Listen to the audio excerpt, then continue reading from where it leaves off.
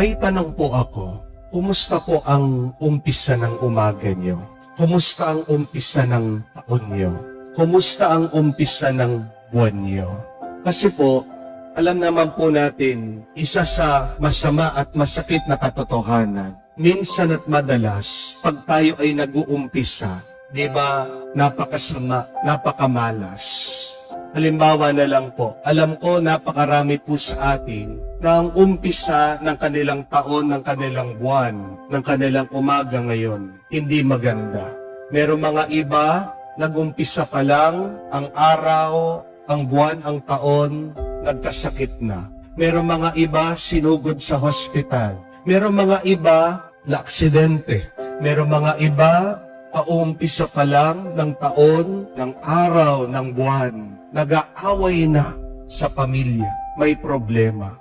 Merong mga iba, pauumpisa pa lang, nandyan na naniningil sa utang, hindi alam paano makabayad sa kanilang pagkakautangan. At ang masakit, merong mga iba, umpisa pa lang, namatayan na. Napakasakit, napakahirap, hindi po ba? Bakit ka uumpisa pa lang, napakamalas, napakahirap ng ating sitwasyon? But please remember this when you are suffering as you begin your work, your day, your month, or your year. Yes, you may experience pain and hardships, but God is always with us. Kung man nag-umpisa ang iyong araw, ang iyong buwan, ang iyong taon, napakahirap, napakabigat. Tandaan mo yon. Kasama mo palagi ang Diyos. That God is always with us. Yan nga ang pangalan ng Diyos Emmanuel. And what does Emmanuel mean? God with us. Mababasa niyo po sa Biblia. Mababasa niyo sa Ebanghelyo. Kahit din ang ating Panginoon, nung nag-umpisa siya sa kanyang misyon, anong naranasan niya? According to the Gospel of St. Matthew, narinig niya yung kanyang pinsan, si San Juan, inaresto, kinulong. Di ba napakamalas na umpisa ng kanyang paglilingkod? Meron din takot, panganib at pangamba para sa ating Panginoon na pati din siya pwede ding makulong dahil itutuloy niya yung inumpisahan ng kanyang pinsan. Pero anong ginawa ng ating Panginoon? Tumigil ba siya? Huminto ba siya? Umiyak ba siya? Nagtago ba siya? Nainis ba siya? Nagalit ba siya? Hindi. Even if the Lord have a rough start, kahit na nag-umpisa siya na may takot, pangamba, masakit na balita na tanggap niya, basahin niyo po ang Ebanghelyo. Sabi, siya'y nagpatuloy sa kanyang misyon. He went from town to town preaching the good news. Pumunta siya sa mga tao, pinapalabas ang mga masasamang espiritu. Hinanap niya ang mga may sakit, ang mga maghihirap, pinuntahan niya ang mga makasalanan, pinapatawad. Sa mga nangangailangan, tinutulungan. Ang mga nahihirapan, pinapagaling. Hindi na-depress ang ating Panginoon, hindi nalungkot ang ating Panginoon dahil masama ang umpisa ng kanyang misyon. At ganyan din po ang tinuturo at paanyaya ng ating Panginoon. Do not worry if you started this year with unfortunate situations. Kung nag-umpisa man ang iyong buwan, ang iyong araw, ang iyong taon, na mistulabang napakamalas, napakahirap, puno ng problema, huwag kang malungkot, huwag kang mag-alala. Dahil ito ang tandaan mo. Kasama mo ang Diyos at tutulungan ka niya all year round, all month long, all of your days. Please remember this truth also. What matters most in our life is not how we start, but how we finish. Ang mahalaga ay hindi naman yung paano ka mag-umpisa. Ang mahalaga ay yung paano ka matatapos. Paano mo tatapusin ang araw na ito, ang buwan na ito, ang taon na ito. Nag-umpisa ka ng malas, pagdasal mo. matapos ka ng swerte, pinagpala. Amen?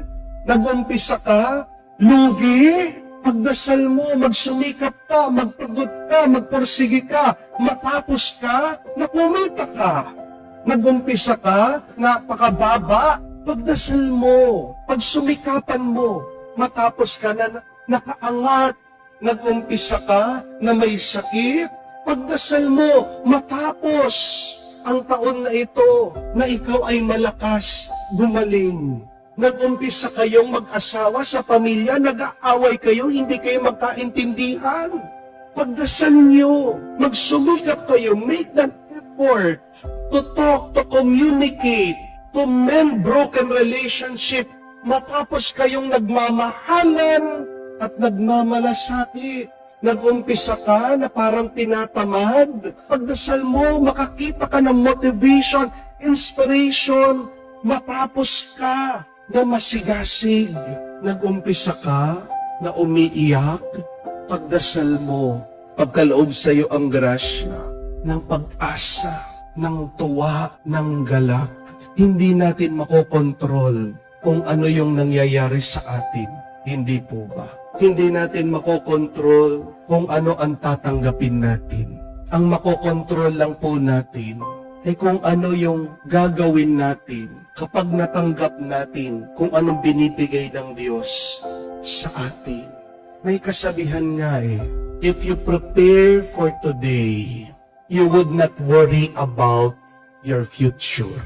If you do your work today well, tomorrow will take care of itself. Basta't ayusin mo lang yung ginagawa mo ngayon. Pabayaan mo yung bukas. Yung bukas, magiging maayos yan dahil pinagbutihan mo na ngayon. Hindi po ako naniniwala doon sa kasabihan na kung ano yung umpisa, ganyan yung katapusan. Naniniwala po ba kaya doon?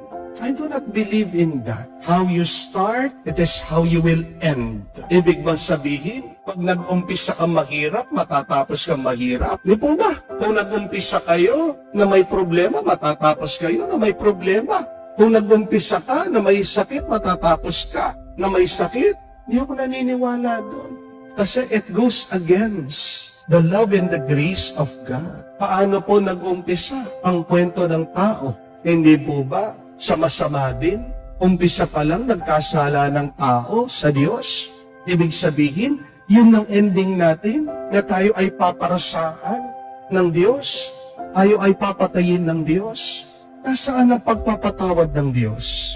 Nasaan ang awa ng Diyos? Nasaan ang grasya ng Diyos? Kaya nga po, hindi po ako naniniwala doon. It is not true that how you start, it is how you will end. Mas naniniwala po ako sa kasabihan na, what you do consistently, you become. Tandaan niyo po yun.